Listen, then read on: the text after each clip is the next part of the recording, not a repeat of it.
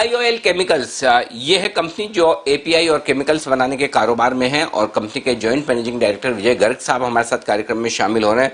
गर्ग साहब, स्वागत है आपका, बहुत बहुत धन्यवाद, आपने वक्त दिया हमें। सबसे पहले शुरुआत करना चाहता हूं उस खबर के साथ जो हमारी जी बिजनेस की एक्सक्लूसिव खबर है, जिसमें हमें ये समझ में आ रहा है कि सरकार जो कुछ भी इंसेंटिव तमाम एपीआई कंपनियों को दे रही है घरेलू बाजारों में अपने प्रोडक्ट्स बेचने के लिए, वही इंसेंटिव अब एक्सपोर्ट्स में भी देने की तैयारी में है। बताएं कितना फर्क पूरी इंडस्ट्री पर पड़ेगा, उसके बाद मैं आपकी कंपनी के बारे में राय लूंगा। तो एक बार जरा बताएं कितना फर्क पूरी इंडस्ट्री पर पड़ेगा सर। ये जो न्यूज है बहुत ही बड़ी न्यूज है फार्मा इंडस्ट्री के लिए, स्पेशली एपीआई इंडस्ट्रीज के लिए, बिकॉज जो गवर्नमेंट ऑफ इंडिया की ये जो स्कीम थी, पीएलआई लिंक स्कीम थी, जो इंसेंटिव लिंक स्कीम बनाई है, इसमें हमें इंडिया को ग्लोबल बनाना है। तो ये स्कीम बनाई गई थी कि ग्लोबल इंडस्ट्री के हिसाब से इंडियन इंडस्ट्री को खड़े करना है। तो जैसे ही पहले इसमें बहुत बड़ा ये फ्लॉज था कि इसमें खाली इंसेंटिवाइज किया जा रहा था डोमेस्टिक सेल को, वेराज हमने compete करना है ग्लोबली, बिकॉज आज की डेट में मैक्सिमम इंडिया की 80% इंडस्ट्री एपीआई के ऊपर डिपेंडेंट है ग्लोबल इंडस्ट्री के। ये बेसिकली ये अगर हम लोग मॉडल स्टडी करें, ये चाइना मॉडल है। चाइना हमेशा ग्लोबल सेल्स को लेके या ग्लोबल डिमांड के हिसाब से ही अपने एपीआई यूनिट सेटअप करता है। तो वही मॉडल हमने इंडिया में लेके आना था। इंडिया में अगर इंडियन सेल्स को ही हम इंसेंटिवाइज करते थे तो उसका बेनिफिट इंडस्ट्री को ज्यादा से ज्यादा 25 से 30% सेल्स हम लोग इंडिया में करते हैं, कोई भी एपीआई इंडस्ट्री की हम लोग बात करें। बट अगर पूरा का पूरा इंसेंटिवाइज हो जाता है तो 20% का अगर हम लोग इंसेंटिव देखें तो कंप्लीट फुल हमारी जितना भी हमारा पोर्टफोलियो होगा प्रोडक्ट का, वो 100% इंसेंटिवाइज होगा, which is a very big benefit. और इंडियन इंडस्ट्री को ग्लोबल लेवल पे लेके जाने के लिए बहुत ही बड़ा कदम है। और इसके तहत वी आर कॉन्फिडेंट कि इंडिया की जो डिपेंडेबिलिटी है ऑन इंपोर्ट्स ऑफ एपीआई वो ड्रास्टिकली कम आएगी और इंडिया की इंडस्ट्री खड़ी भी हो जाएगी आने वाले 3 साल। बस बिल्कुल। अच्छा सर, ये बताएं कि अगर ऐसा हो जाता है, जो कि होना ही है, लगभग तय है, ये बताइए कितना फायदा आपकी कंपनी को होगा सर?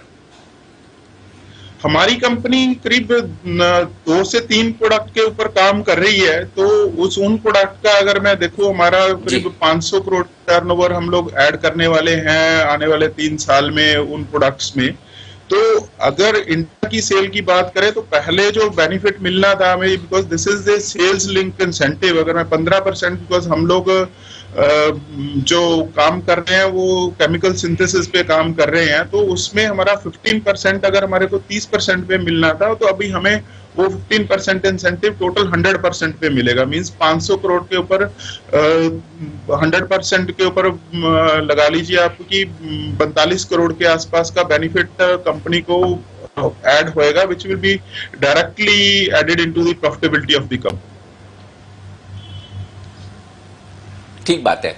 अब लॉकडाउन के वक्त तो ये था कि सबको समझ में आ रहा था कि जो, और साथ ही जिस तरह से चीन से इंपोर्ट पर बैन और रेस्ट्रिक्शंस लग रहे थे उसका फायदा मिल रहा था। अब लॉकडाउन धीमे धीमे खुल रहा है।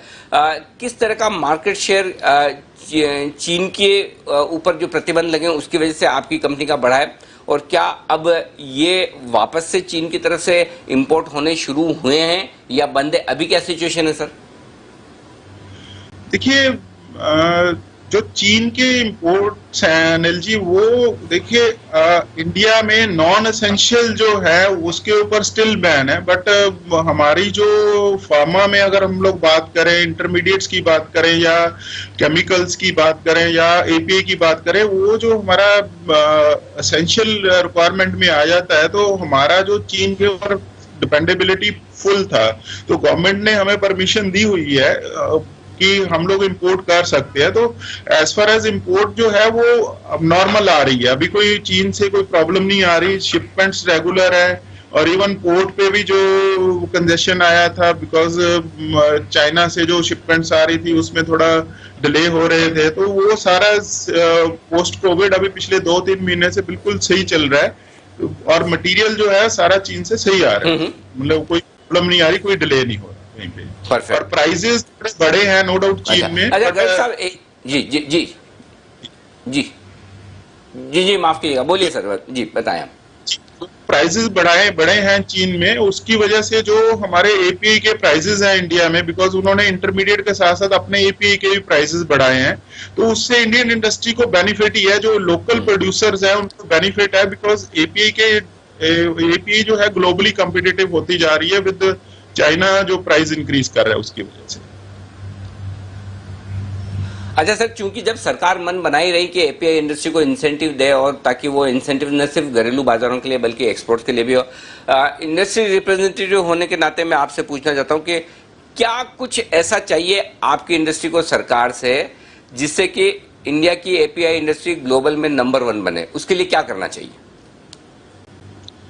देखिए, जो सरकार कदम उठा रही है, जैसे 3 फार्मा पार्क की बात हो रही है, बहुत सारी हमें पता चला है कि पीएमजी के थ्रू या इंडस्ट्रीज के थ्रू कि बहुत सारी स्टेट्स ने अप्लाई किया है कि to get the pharma parks, हर रादर 6-7 स्टेट्स हैं जो इस रेस में है। मैं तो ये चाहूंगा आपके माध्यम से गवर्नमेंट को मैसेज देना कि आपको अगर कोई स्टेट आगे आके अपना फार्मा पार्क बनाना चाहती है तो आपको ये इंसेंटिव 3 स्टेट्स की बजाय जितनी भी स्टेट्स आगे आके काम करना चाहती है सभी को देना चाहिए, सो दैट एक फार्मा क्लस्टर जो है हर स्टेट वाइज बने। इंडिया वाइड, हमारे यहाँ पे इंडिया वाइड अगर इस चीज की अवेयरनेस आएगी कि हर स्टेट में हमारे फार्मा पार्क है और हर स्टेट पे ही एपीआई की निर्भरता जो है वो मेड इन इंडिया पे हो रही है, तो वो उसके लिए बहुत ही अच्छा रहेगा। और हर स्टेट इंसेंटिव देगी अपने हिसाब से, वो उस स्टेट की इंडस्ट्री फ्लरिश होएगी और एक्सपोर्ट भी बढ़ेगी हमारी। और जो डिपेंडेबिलिटी है डे बाय डे, मेरा ये मानना है अगर हमारे यहाँ पे 6-7 फार्मा पार्क बन जाते हैं तो हमारा जो इम्पोर्ट जो है अभी चाइना के ऊपर डिपेंडेंट है, वो मेरे हिसाब से कम 50% डाउन हो जाएगा आने वाले 3 साल के अंदर। और ये जो पीएलआई स्कीम है, ये जो गवर्नमेंट स्टेप उठा रही है, ये जल्द से जल्द इनको उठा के ये एक्सपोर्ट के ऊपर भी बेनिफिट मिल गया तो आई एम श्योर कि फार्मा इंडस्ट्री की जो इंपोर्ट के ऊपर निर्भरता है वो बहुत कम हो जाएगी, एटलीस्ट 50% कम हो जाएगी इन 3 इयर्स टाइम।